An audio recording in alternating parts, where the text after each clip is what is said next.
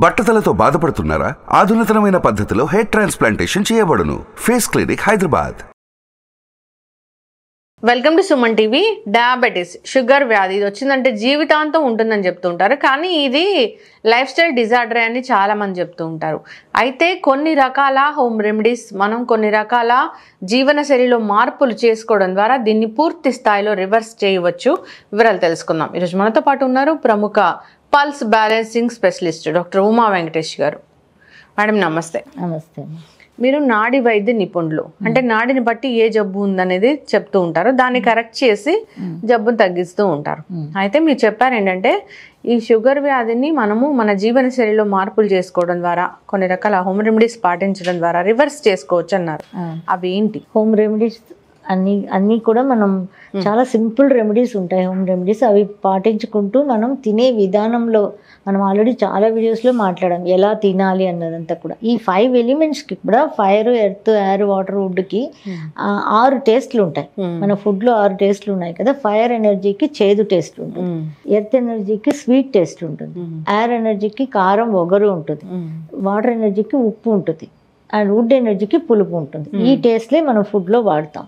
కానీ ఈ పంచభూతాలు, మన పంచతత్వాలు మన శరీరాన్ని నడిపిస్తూ ఉంటాయి. మన నాలిక మనకి ఇండికేట్ చేస్తుంది.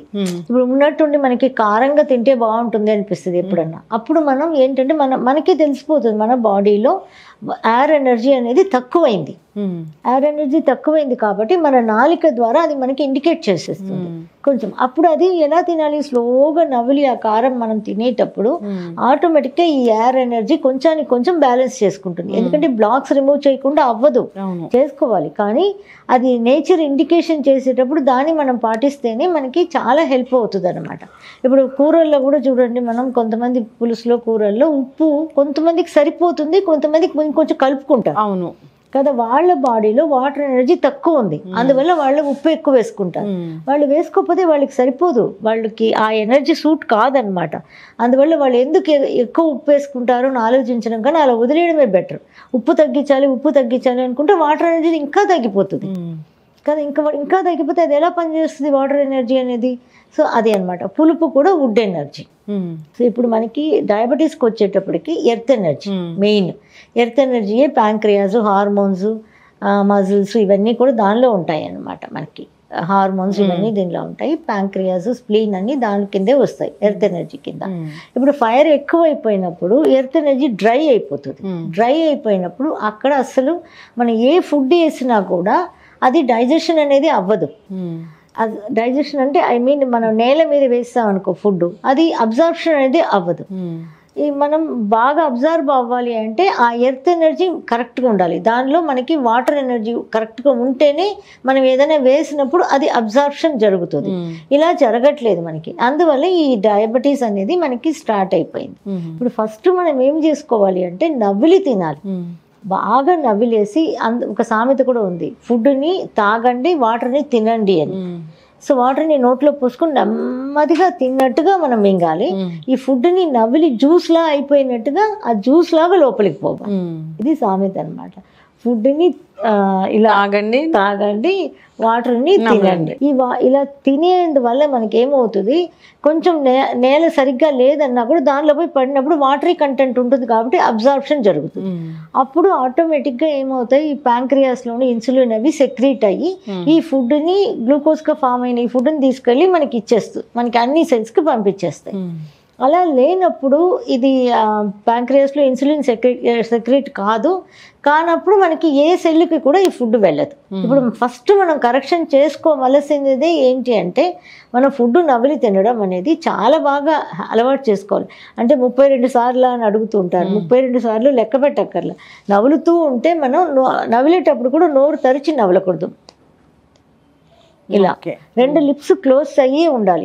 లేకపోతే బయట నుంచి ఆక్సిజన్ లోపల వెళ్ళినప్పుడు అది డ్రై అయిపోతుంది. అగైన్ ఆ వాటర్ కంటెంట్ ఉండదు, మనకి సలైవా ఉండదు అనమాట. అందువల్ల అలా నవ్వులు తినడం అనేది అలవాటు చేసుకున్నామంటే అసలు 99% వచ్చి డిజీజ్ డయాబెటిక్ అనేది రాదు, ఉంటే నార్మల్ అయిపోతుంది. అంటే ఎన్ని రోజులు అని క్వశ్చన్ మనకు ఉండదు. ఎందుకంటే ఎన్ని రోజులు అనేది వాళ్ళ బాడీలో ఎన్ని ఏళ్ళుగా ఉంది. లేని వాళ్ళు ఇదే అలవాటు చేసుకుంటూ ఉంటే రాకుండానే ఉంటాయి. సో ఇంకా చెప్పాలి అనుకుంటే అన్ని వెజిటబుల్స్, అన్ని ఫ్రూట్స్ అన్నీ తినవచ్చు మనం. కానీ ఫ్రూట్స్ అనేది తినేది మార్నింగ్ మాత్రమే ఫ్రూట్స్ తినాలి. ఇంకా మనం జనరల్ మన అలవాట్లు ఎలా ఉంటాయంటే పెరుగన్నంలో అరటిపండు, పెరుగన్నంలో మామిడి పండు కదా, ఇలాంటివన్నీ తింటాం. మళ్ళీ నైట్కి ఫ్రూట్స్ తింటాం. అవును, అలా చేయకూడదు. మార్నింగ్ ఇప్పుడు మామిడి పండు సీజన్ వచ్చింది, అందరికీ మామిడి పండు తినాలని ఉంటుంది, కానీ నాకు షుగర్ కదా అనుకుంటుంది. దీనికి ఏం చేయొచ్చు అంటే మార్నింగ్ 7 to 7:30 లోపల ఈ బ్రేక్ఫాస్ట్ ఏంటి, మ్యాంగో సీజన్, మ్యాంగో తినాలనుకున్న వాళ్ళు ఓన్లీ మ్యాంగో.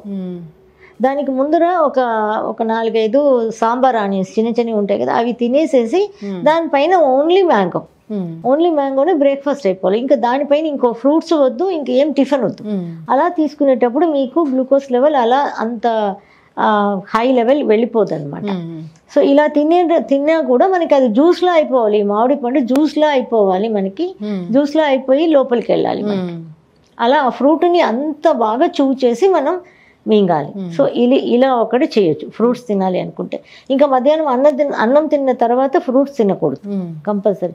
కుక్కుడు కలవకూడదు. అలాగే నైట్లో కూడా మళ్ళీ ఫ్రూట్స్ తినకూడదు, ఎందుకంటే ఆల్రెడీ కుక్కుడు తినేసి ఉంటాం.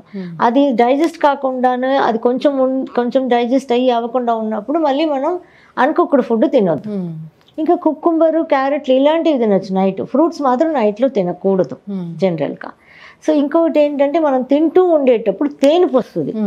ఆ తేనె పోస్తే నెక్స్ట్ ఒక ముద్ద కూడా నోట్లో పెట్టకూడదు. ఓకే, డయాబెటిక్ రివర్స్ చేయొచ్చు ఇలా అంతా చేస్తే. ఒక ముద్ద కూడా నోట్లో పెట్టకూడదు అంటే అది ఇండికేషన్ అనమాట. ఇంకా చాలు అని చెప్పేస్తుంది భాష. అంటే శరీరం ఒక భాష మనం అర్థం చేసుకోవాలి. ఇంకొకటి మనం తింటూ ఇప్పుడు ఏదో కూరలు వేసుకొని తింటూ ఉంటాం. ఫస్ట్ తినేటప్పుడు ఒక టేస్ట్ ఉంటుంది ఫుడ్కి. సగం అయిపోయేప్పటికి టేస్ట్ మారిపోతుంది కదా, నచ్చకుండా అయినట్టుగా అయిపోతుంది. టేస్ట్ ఎప్పుడైతే మారుతుందో అప్పుడు ఫుడ్ని స్టాప్ చేసేయాలి. ఓకే, అదే ఇండికేషన్. టేస్ట్ మనం ఇప్పుడు ఈ కూర బాగుంది తింటూ ఉంటాం, కొంచెం సేపు తినగలం, మళ్ళీ ఆ టేస్ట్ మనకి అంత ఫస్ట్ తీసుకున్నంత ఇంట్రెస్టింగ్ ఉండదు కదా, అప్పుడే స్టాప్ చేసేయాలి ఫుడ్. ఇది చాలా బెస్ట్ రెమెడీ అనమాట డయాబెటిక్ రివర్స్ చేసుకోవడంలో. ఇది ఈ 2 విషయాలు అంత బాగా పనిచేస్తాయి. తేనుపు రాగానే ఫుడ్ ఆపేయడం ఒకటి, ఇలా చేసుకోవడం ఒకటి చాలా బాగా హెల్ప్ చేస్తాయి అన్నమాట. ఖచ్చితంగా మేడం. డయాబెటీస్ రివర్సల్ అంటే మన జీవన శైలిలో మార్పులు చేసుకోవాలి. మనం తీసుకునే ఆహార పదార్థాలు కూడా మీరు చెప్పినట్లు జాగ్రత్తగా తీసుకోవాలి, ఆహార నియమాలు పాటించాలి. ఈ విధంగా చేసినట్లయితే ఖచ్చితంగా డయాబెటీస్ అనేది రివర్స్ అవుతుంది. సో అందరు కూడా చెప్తుంటారు ఇది ఒక లైఫ్ స్టైల్ డిజార్డర్ కానీ ఇది ఒక వ్యాధి కాదు అని. దాన్ని ఆ విధంగానే రివర్స్ చేసుకోవాలని కోరుకున్నాం. మీరు చెప్పిన పద్ధతులు పాటించాలని కోరుకున్నాం. ధన్యవాదాలు. Thank you. సుమన్ టీవీలో మీ పర్సనల్ అండ్ బిజినెస్ ప్రమోషన్స్ కోసం కింది నెంబర్కి కాంటాక్ట్ చేయండి.